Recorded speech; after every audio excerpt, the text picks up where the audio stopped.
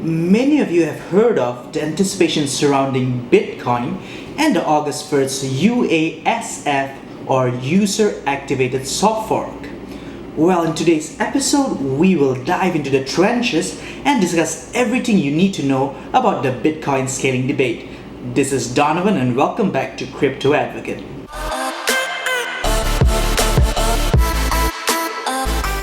Just a disclaimer, everything I say are mostly simplified explanations and you're recommended to do your own research to fully understand the issues being discussed.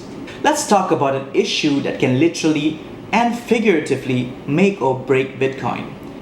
The issue at hand is simply a debate that has been going on for quite a while, which is the Bitcoin scaling debate. Bitcoin has a huge problem, and that is the inability to cope with the current level of transactions on their network. This has led to an increase in transaction time and fees. Before we go further, there are some terms that should be explained and helps in understanding what is going on. For the sake of time, I created oversimplified explanations to these terms.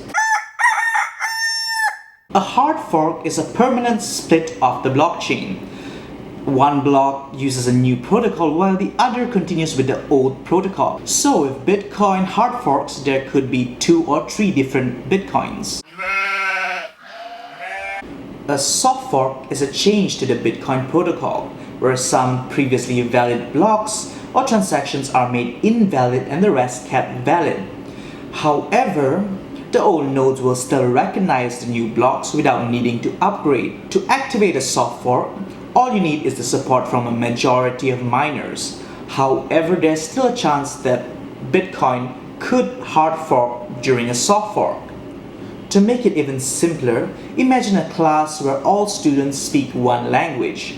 One day the teacher decides to teach a new language. However, some students did not attend the class. These students that did not attend the class are similar to the old invalid blocks because they cannot communicate in the language. However, the students that learn the new language are still able to communicate to the old students in their original language.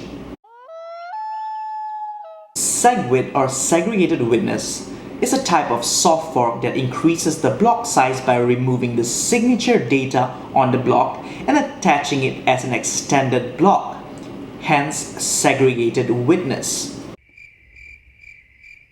If you've been following Bitcoin, you might have heard of BIP 148, BIP 91, and so on. BIP just stands for Bitcoin Improvement Proposals and is basically just a proposal for introducing new features or information to Bitcoin. This is a standard way of communicating ideas since Bitcoin has no formal structure, being that it is a decentralized P2P system.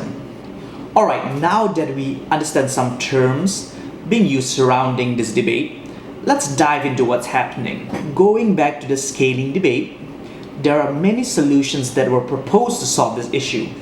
We will talk about some of these proposals, which are BIP 148 and BIP 91.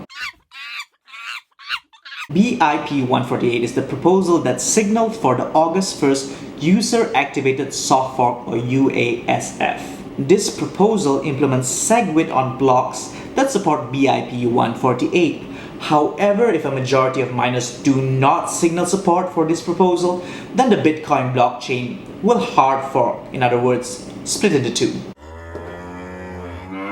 Recently, a new proposal was suggested last month called BIP 91 by James Hillard, an engineer for Bitmain Warranty. This basically attempts for the activation of SegWit without a hard fork. And this was the proposal that eventually locked in and is right now above the 90% support level, technically making BIP 148 obsolete. You may also have heard of SegWit 2x.